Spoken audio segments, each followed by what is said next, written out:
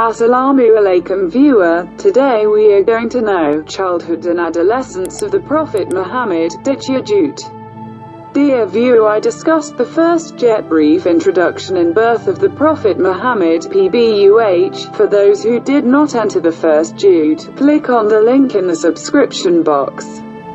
Watching you, I'm with Rubina Begum, with Islamic channel Bangla and English. Dear viewer, it was the custom of the Arabs at that time to grow up in the freezing weather of the desert and give it to the Bedouin women who were tasked with breastfeeding soon after birth to create a healthy body and well-formed, and would return it after a certain time. According to this custom, Muhammad was also handed over to Halima bin Abu Zu'ib, another name, Halima Sajia, after bringing the baby home. It is seen that Halima's comfort comes back and she is able to nurture her son properly.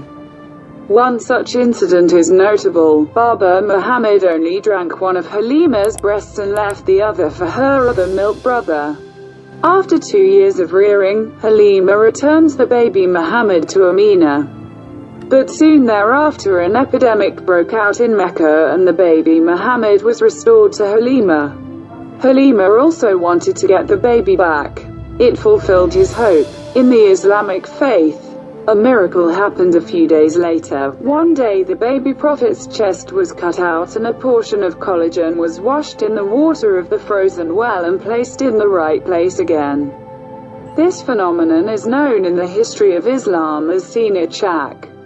After this incident, Halima returned Muhammad to Amina. He spent with his mother until he was 6 years old.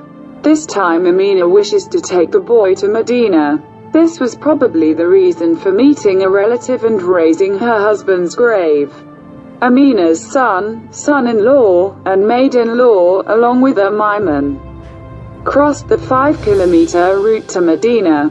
He spent a month in Medina. A month later, on his way back to Mecca, he came to a place called Owa where he became seriously ill and died there. After the death of his mother, grandfather Abdul Muttalib arrived in Mecca with his baby Muhammad. From then on, Dadai took care of Muhammad. Muhammad's grandfather died when he was 6 years 2 months, 6 days. Before his death, he entrusted his son to Abu Talib as Muhammad. Abu Talib was a businessman and traveled to Syria once a year according to Arab rules. When Muhammad was 12 years old, he planned to go to Syria with his uncle. Due to intense compassion, Abu Talib could no longer forbid. Upon arriving at Basra on the way, Abu Talib, along with the caravan, camped.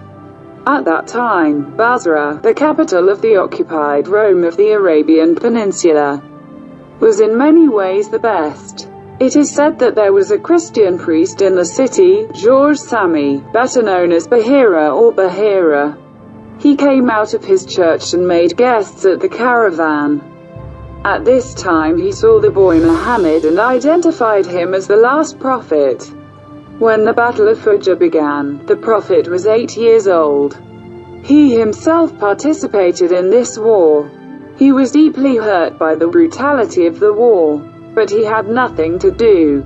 From that moment, he started thinking of doing something. Dear viewer, in the next passage, we will discuss the life of the Prophet Muhammad, PBUH, in the world of the Prophet Muhammad. How you like this video, write in the comment box of the video.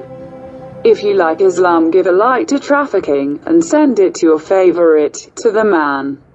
To get regular updates of Islamic channel videos, subscribe to the channel. Finally, thank you for watching the last post of the video. Dear friend, one thing before I have to go.